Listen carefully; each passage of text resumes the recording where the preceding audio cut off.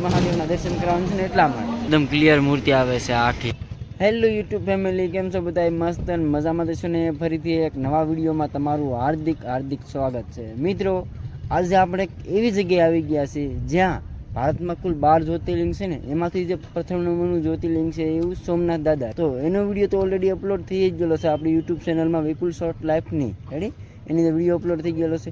અને આપણું જે 12 જ્યોતિર્લિંગ છે ભારતના, એમાંથી જે બીજા નંબરનું આપણા ગુજરાતમાં આવેલું છે જે નાગેશ્વર જ્યોતિર્લિંગ, તો એની જગ્યાએ હું આવી ગયો છું નાગેશ્વર જ્યોતિર્લિંગનું જે બીજા નંબરનું જ્યોતિર્લિંગ છે. રેડી, તો જસ્ટ જો સામે છે જે નાગેશ્વર જ્યોતિર્લિંગ છે અને સામે છે મહાદેવનું મંદિર જે ભારતના બીજા, આપણે ગુજરાતમાં બીજા ક્રમે છે જે નાગેશ્વર જ્યોતિર્લિંગ. ઓલરેડી ગુજરાતમાં 2 જ્યોતિર્લિંગ આવેલ છે, જેમાં નાગેશ્વર અને એક છે સોમનાથ મહાદેવ. તો એ તો ઓલરેડી સોમનાથનો બ્લોગ તમે જોયો જ હશે, તો જોયા હોય, ન જોયો હોય તો નાગેશ્વરનું મહાદેવનું મંદિર સામે છે અને સામે છે મહાદેવની મોટી મૂર્તિ, જે હું તમને આગળ બતાવું. બાકી મિત્રો તમે જોઈ શકો છો સામે આપણી ગાડી પાર્ક કરી દીધી છે અને જોઈ શકો છો અહીંયા પણ હે ને ગાડીઓનું હે ને ધમધામ એટલું ટ્રાફિક છે, જોઈ શકો છો છે. અને સામે છે મહાદેવની મૂર્તિ. જસ્ટ હમણાં જાઓ મિત્રો, નાગેશ્વર જ્યોતિર્લિંગમાં પ્રવેશ કરીએ એટલે આ એમનો મેન ગેટ છે અને સામે એક જજો મંદિરની મૂર્તિ દેખાય છે જય ભોળાનાથની.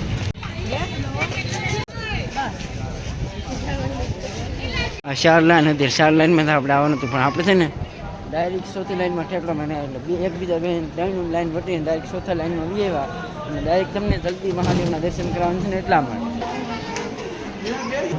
This is only Mahadev.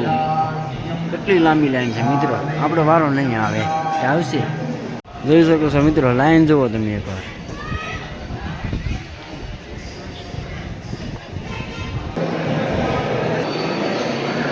જોઈ શકો છો મિત્રો, હજી લાઈન ને ખૂટતી.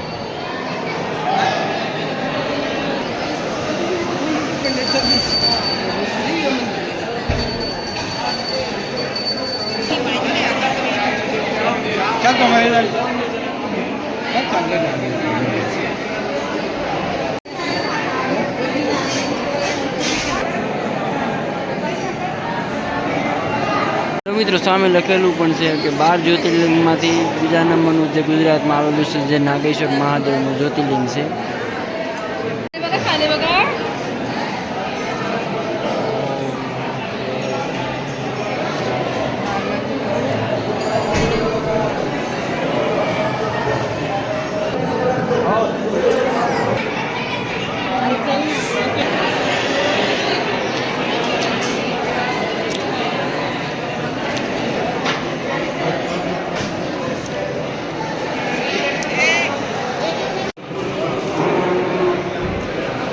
મૂલ્યો લીધી કઈ આ મને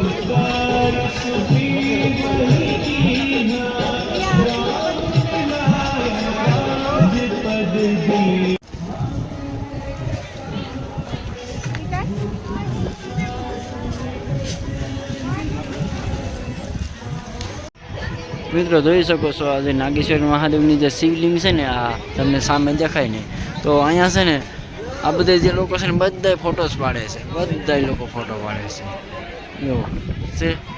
અને જુઓ, જોઈ શકો છો મિત્રો, અહીંથી કેવી એકદમ ક્લિયર મૂર્તિ આવે છે આખી. અને એક્ઝેક્ટ સામે છે મંદિર જે નાગેશ્વર મહાદેવનું છે. અને મિત્રો જે આ નાગેશ્વર ધામ છે ને, જે નાગેશ્વર જ્યોતિર્લિંગ એ મારા ગામથી જેમ કે તમને વાત કરી, મારા ગામથી થાય છે દ્વારકા 550, બેટ દ્વારકા 600 કિલોમીટર. અને બેટ દ્વારકાથી નાગેશ્વર તમારે આવવું હોય ને કોઈ પણ વ્યક્તિને તો 15 થી લઈને 20 કિલોમીટર ધારી લેવાનું બેટ દ્વારકાથી. તો પેલા ગોપીતા આવશે ને, ગોપીતા ઓફિસે નાગેશ્વર હશે અને બિંદાસ તમે દર્શન કરવા જે મહાદેવના છે તેમાં આવી શકો છો. બાકી મિત્રો કોઈ પણ વ્યક્તિને અહીં નાગેશ્વર રહેવા અને જમવા માટેની વ્યવસ્થા પણ છે. જેમ કે તમને અહીંયા છે ને 5 સ્ટાર હોટલ અને રેસ્ટોરન્ટ પણ મળી જાય છે. જોઈ શકો છો આ ઇલાકો છે ને જ્યાં તમને અલગ અલગ હોટલ અને અલગ અલગ રહેવાનું જમવાનું મળી જશે.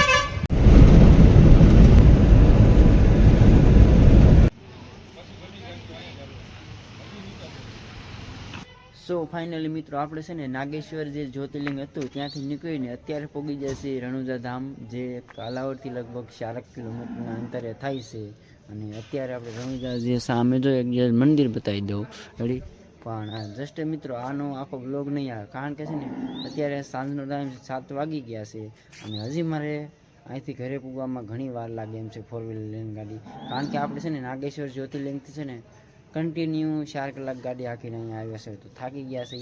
એટલે આનો બ્લોગ છે ને જે આ રણુજા ધામ છે ને, જે કાલાવડ પાસે આવેલું રણુજા, તો એનો ક્યારેક નેક્સ્ટ બ્લોગ તમને મળી જશે. અને આ બ્લોગ છે ને આપણે અહીંયા એન્ડ કરી છે. બાકી તમે કોમેન્ટ કરીને કહી દેજો તમને કેવું લાગ્યું છે અને કેવો બ્લોગ લાગ્યો છે. જે જ્યોતિર્લિંગના દર્શન થઈ ગયા હોય તો બધા લખી નાખજો કોમેન્ટમાં. બાકી મળીએ એક નવા બ્લોગમાં. ત્યાં સુધી બાય બાય.